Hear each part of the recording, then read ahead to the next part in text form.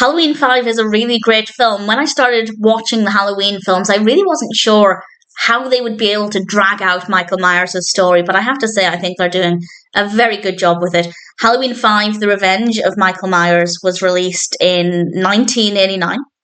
This is directed by Dominique Othenin-Girard, and we have a screenplay from Michael Jacobs, Dominique Othenin-Girard, and Shem Bitterman. We have a cast including Donald Pleasence and Danielle Harris. We also have Shanks as Michael Myers, and I won't spoil what happens in this film, but of course there will be spoilers, I guess, for the previous films, because in this one, Michael Myers is on the loose again, and now he's going after Jamie again. Jamie, we learned in, I think, the previous film, that she is his niece, and there's a kind of telepathic communication where she can kind of sense that he's nearby, and she's having a lot of problems, a lot of mental health problems in the aftermath of what happened in the previous film.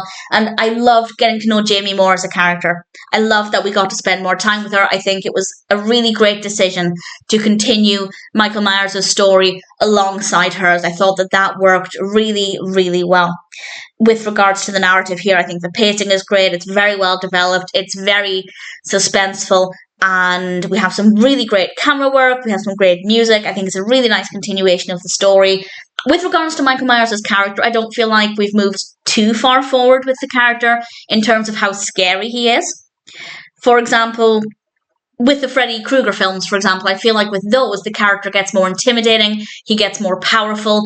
I'm not really getting any character progression from Michael Myers, but I guess just the fact that he's been able to survive and flee and be free for so long is in itself quite a strong thing for the character. So they maybe could have done a little bit more with the character, but in general, I think they've handled the continuation quite well.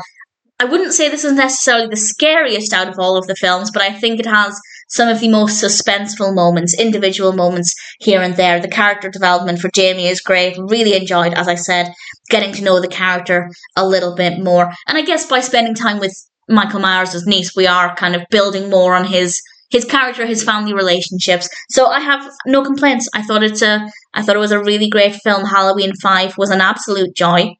I have no idea what's in store for the next few. I don't look ahead. I just take each film as they come. And so far, that's worked out really well. Halloween 5, The Revenge of Michael Myers, is an absolute joy. And if you've enjoyed the previous films, then needless to say, I'd say this one is definitely worth watching.